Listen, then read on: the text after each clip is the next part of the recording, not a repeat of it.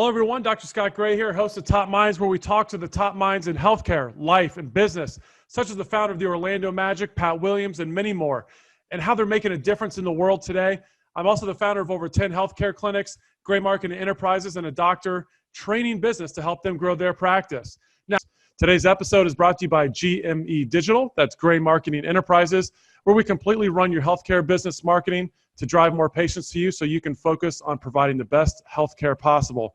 If you have any questions and want to reach out to us, email us at support@gmedigital.com or just go to gmedigital.com to learn more about what we do and how we help doctors. I'm so excited for our guest today.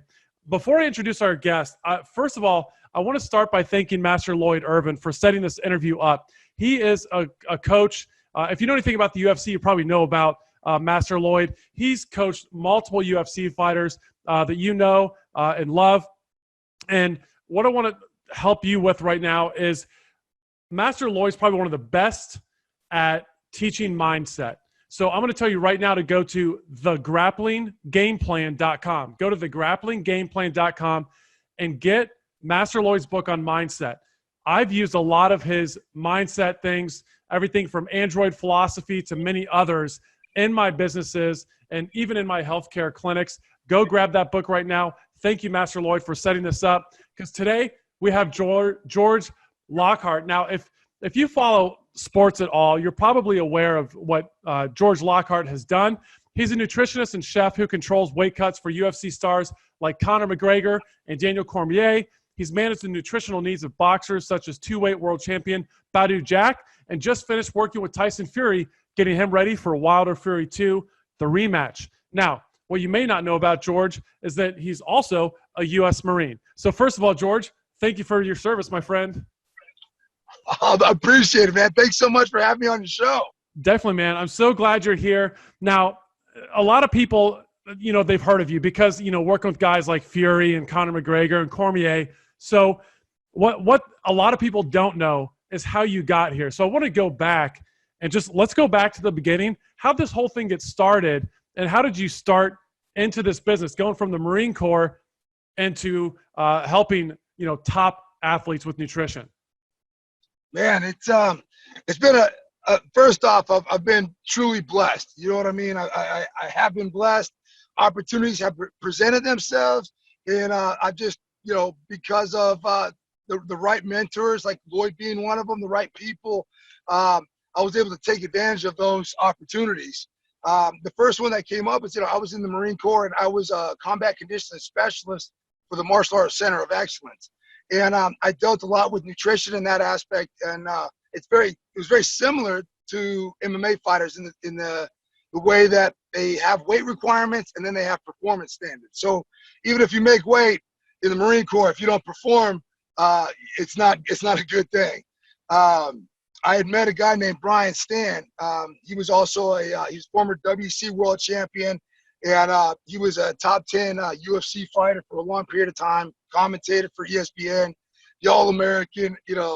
Anybody that's a Marine or a true UFC fan knows about Brian Stan. But me and him, we grew up in the Marine Corps together. We trained together, and when we were both nothing in terms of him as a fighter, me as a nutritionist or a fighter. We just, we trained together, and, we had high aspirations, and he made it into the UFC after he won the WC world title. And we used to joke like, bro, he's got a big body, but he's built like a T-Rex, man. He's got the littlest arms. So he had no reach. So at 205 in the UFC, he just, he wasn't cutting it, he needed that reach advantage. I told him, man, you should go to 185. And he was, he said, I don't know how to do that. I don't know how to cut weight.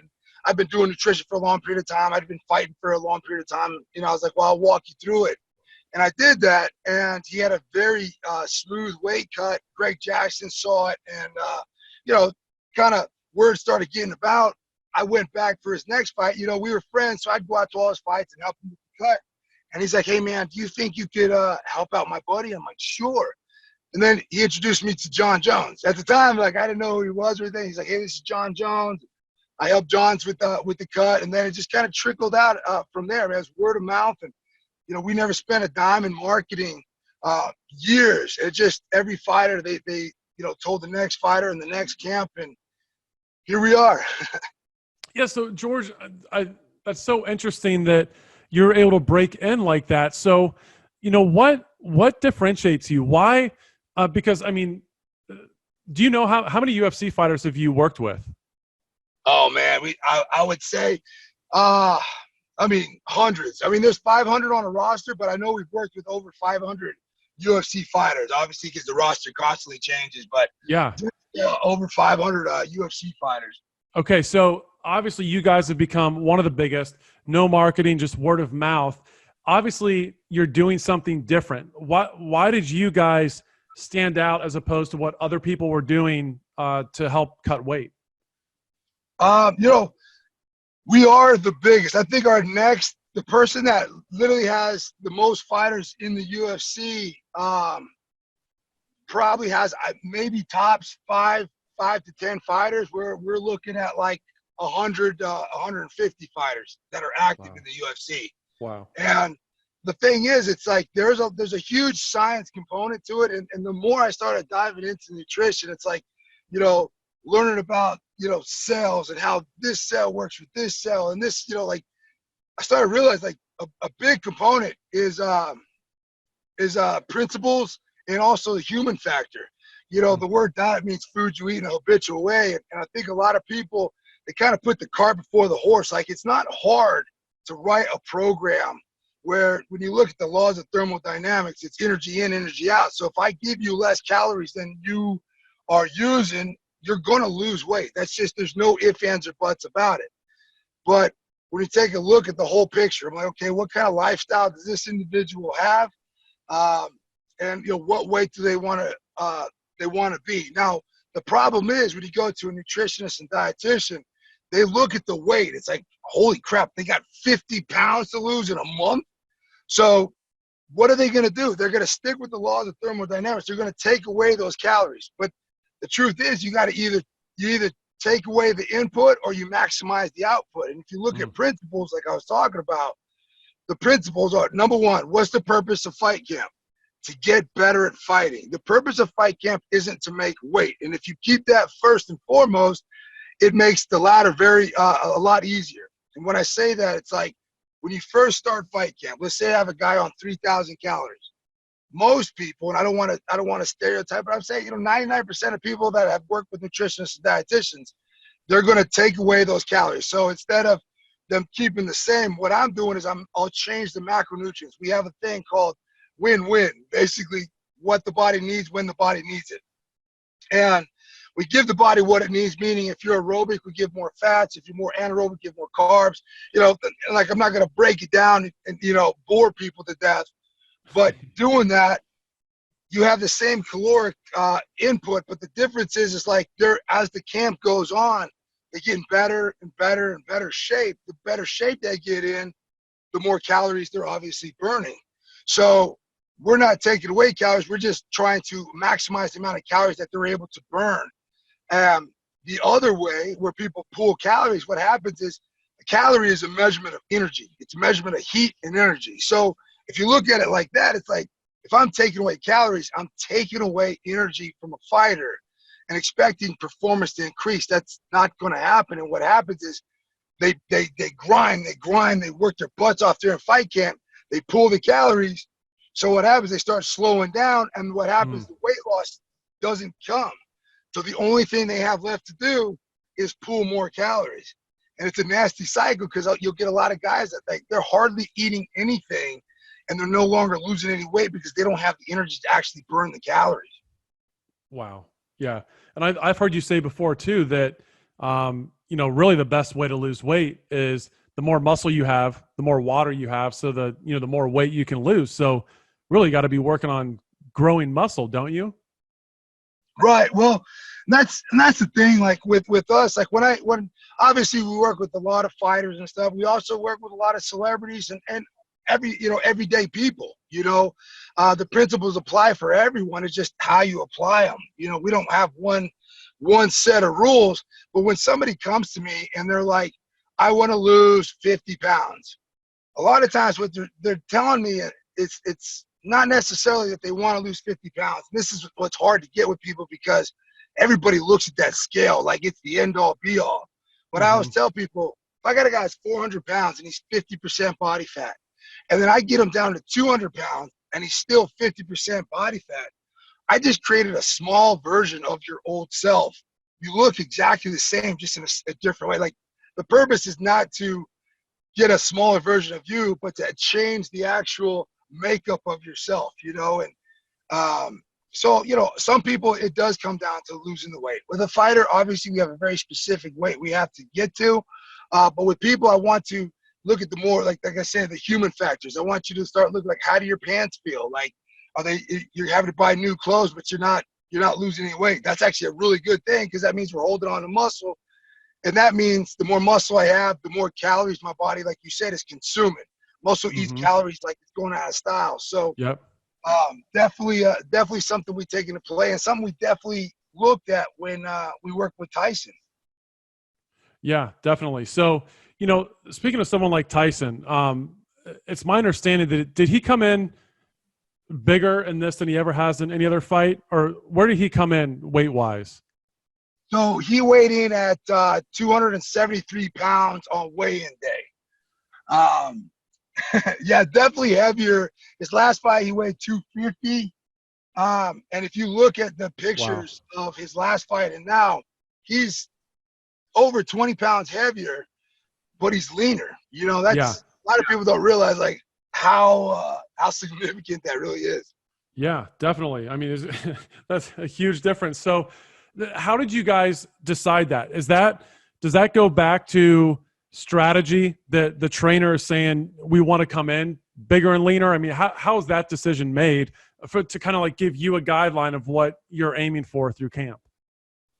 So, you know, obviously, I talked to the coaches. You know, we had Sugar Hill, he was the boxing coach, Sugar Hill and Andy. And then I had Christian also. He was a strength and conditioning coach. So I want to talk to everybody, you know, together, so we work, you know, synergistically. The goal this fight was to stand with Wilder and throw heavy. You know, it was the whole goal for this camp was to drop him. And you know, obviously, if you're trying to drop somebody, the more weight that you have behind that punch, the better. Tyson's known for also being able to move around. You know, he's a Bob and Weaver, man. The guy for 6'9" shouldn't be able to move like that. But so we want the best of both worlds, and so we started losing. We initially came up with a weight of 265, and then as we started going down, Tyson's like, you know what, I want to get down to about 260. And I'm like, cool. We got to 260, I would say about 4 or 5 weeks into the camp, and talked to Sugar Hill, and he's like, yeah, his sparring isn't premium at that weight. He's hitting the guys harder, and I noticed that there's no increase of movement, you know, when he's heavier or when he was lighter at this weight. So we started increasing the weight. I asked Tyson how he felt, and the number we came up with was 273. And so day of the fight, when he fought, he was probably about 275 to 277. You know, hydrated, like, you know, full of food and stuff like that before the fight. But yeah, it like I said, it came down to, you have a theory, like, I think 260 is going to move around. He's going to have a lot of good power, but then you look at how he's actually doing in training, and that's the importance of actually, there's a difference, because I work mobily and our team works mobily with a lot of people, like over the phone and stuff like that. Or, you know, when we come out, it's so different. People don't realize making those on-site adjustments, like, okay, we're going to increase weight here now, and this is the reason why. And that's what we did with him. Yeah, that's great. So, George, what's the toughest part of doing this job, working with, you know, these high-level athletes and fighters? What's the toughest part of it? Honestly, like, you get really close to these people, and I honestly think, like, the reason for our success, I always tell people is, you know, I learned this in the Marine Corps, it's like genuine concern. You know, everybody wants to get new clients, everybody wants to be successful, but you have to create, you know, value before that happens. And I think when people work with us, they realize like this person genuinely cares about me. It's not hard in terms of writing a nutrition program for fighters because it's only 8 weeks. These guys will eat whatever. If you're like, dude, I need you to eat grass for 8 weeks, you're gonna do it. But it's like the final part when they do the cut, like the cut part, man. I'm telling you, like telling somebody that you love that get back in this path, and they look at you like you're talking like some of the toughest people on earth, like looking at you like, man, I don't want to do it. And you have to do it because you're like, hey, man, this is what needs to be done, you know? Yeah. Obviously, we mitigate that. We work a full camp with people. Like with Tyson's camp, I also work with Isaac Lowe, who was in the camp. And it's funny because he was a 126. So, we got 270. Wow. I got 126. Opposite ends of the spectrum. Bro, it's nuts. But, yeah, he did 15 minutes in the sauna, and he made weight. And that's the joy of having me out there. But other people, they come in super heavy and we'll go out there just the last week to do the cut. So we, might not work with their program the entire time. And when we do the cut, man, it's like, all right, this is where you're at and this is what we got to do to get there. And that, I would say that's the hardest part. So I remember hearing you say that the biggest drop you had done, at least on record, was Drew Dober, like 19% of his body weight. Yeah.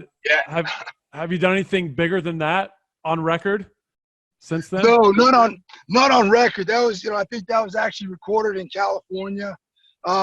It's funny because the biggest cut we've ever done was actually with my business partner, Lee.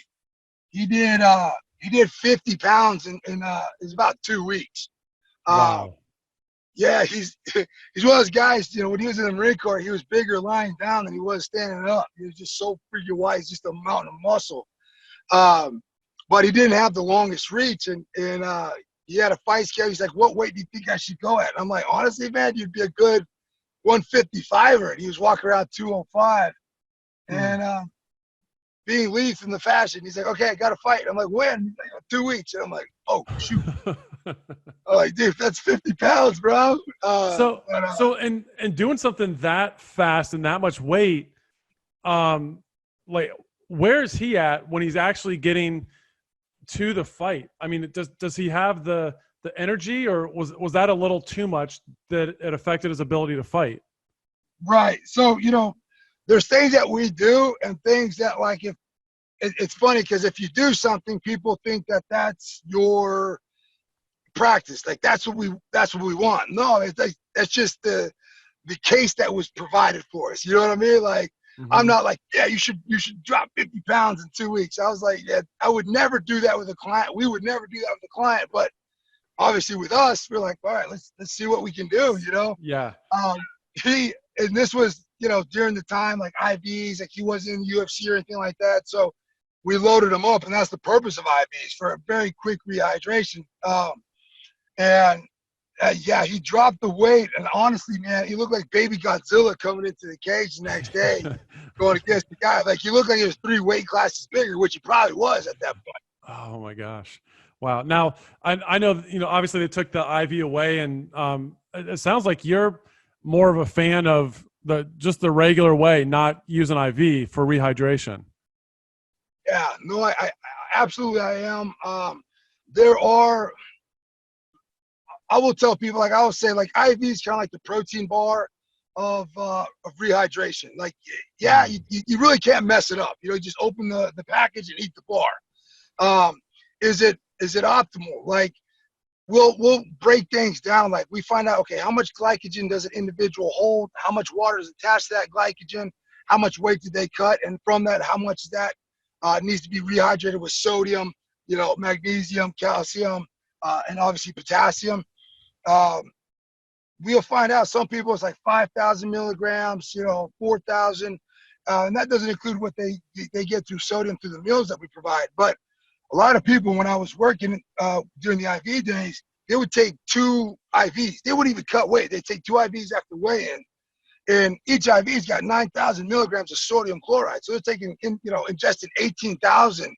And a lot of people don't know about this because they see about the cut, they see about the fight. But after the fight was over, these guys would be like, dude, I've ballooned up like 30, 40 pounds, man. Like, I can't, like, and I'm like, yeah, man, 18,000 milligrams of sodium is going to have an effect on you, my man.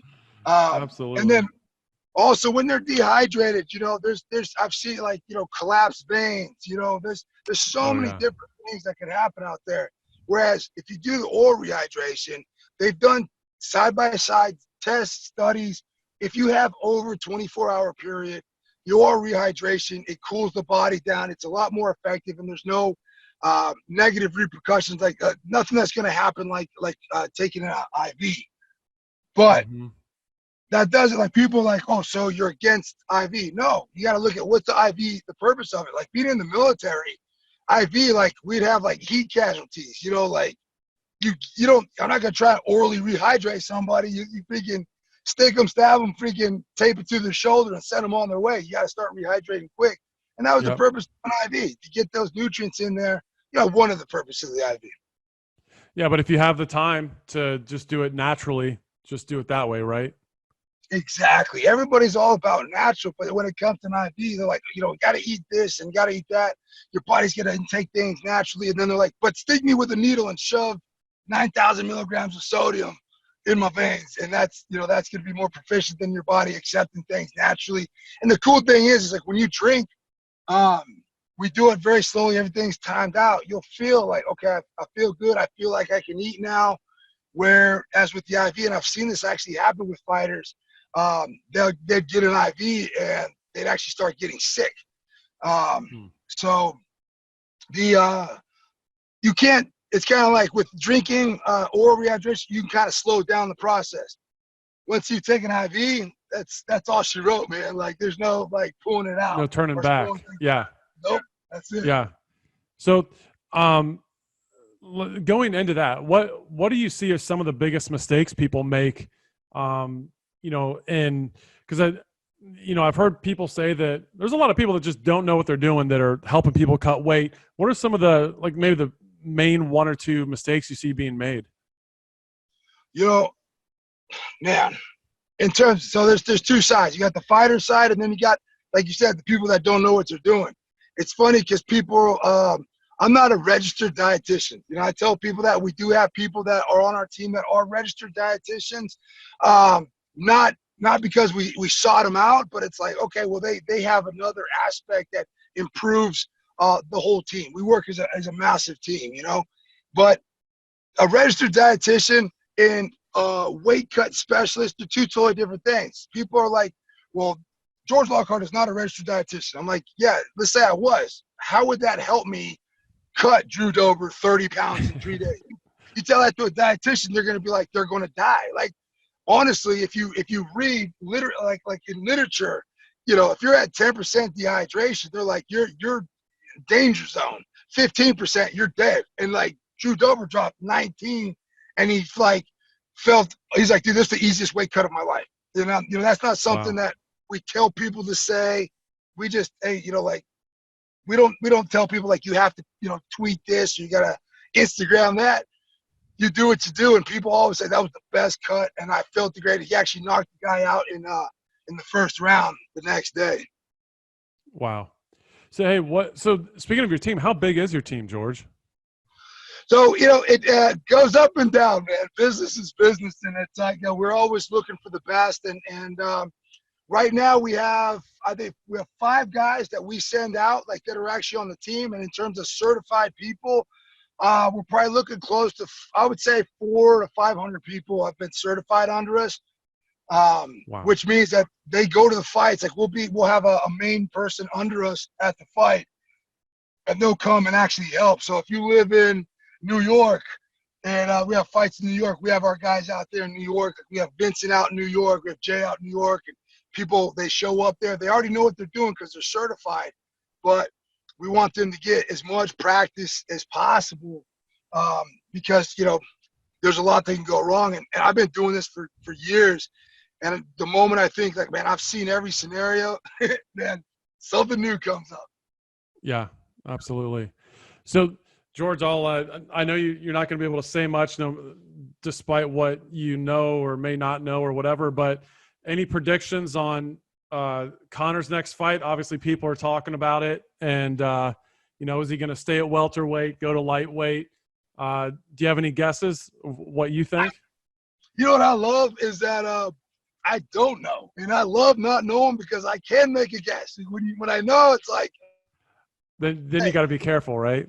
Yeah. Right. So I'm like, honestly, I don't know. It's with Conor, I've worked with him since the Jose Aldo fight, and I'm very because I understand that a lot of people know me because I work with Conor.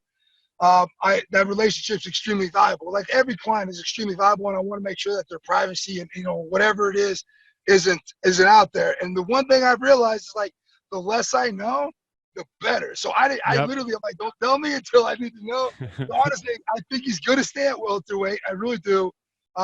He feels good at that weight, and I think he's able at a point now where he can convince people like, look, you're a 155er, I'm a 155er, but we both walk around 170. Why the hell do you need us to why cut weight? Let's fight at the walking around weight. I think he's probably going to do 1 or 2 at that weight. Maybe 1. I do believe that he is going to fight for that title again against Khabib, and I think at that point obviously he's got to go down to 155. But I think 1 or 2 at 170, and that's all she wrote. Then finally get the fight with Khabib. Yep, definitely. So what's the craziest thing you've ever experienced or seen in the UFC? Oh, bro, that you can talk about. Man, yeah. Man, I've walked in on people, like a lot of people will get attached. Like when we work with somebody, a lot of people don't know behind the scenes. They don't know the full story of everything. And when I say that, it's like we don't care about a perfect record. Like we have these principles, like safety is paramount, safety first. And like we don't like, if we're going to call a fight, this is what's going to call, this is what calls the weigh and stuff like that. And we've had people that haven't made weight, but a lot of people don't know. It's like, I've literally been called the day, like Thursday, and they had to make weight Friday. I've walked in on people, and they've literally stopped breathing on me, bro. Like as I walk in, this was the craziest thing. So I'm not going to name the fighter's name, but he stopped breathing. And the team, like they were spazzing out. And I always, when I teach my certifications, one of the things I always teach people is like, I'm scared to death of flying. I am, like, to this day. I used to jump out of planes in the Marine Corps, and I was scared every time. To this day, I fly commercial. We had turbulence, and I start sweating and everything else. But I always tell people, I look at the flight attendants, and I'm like, okay, if they're calm, everything's okay.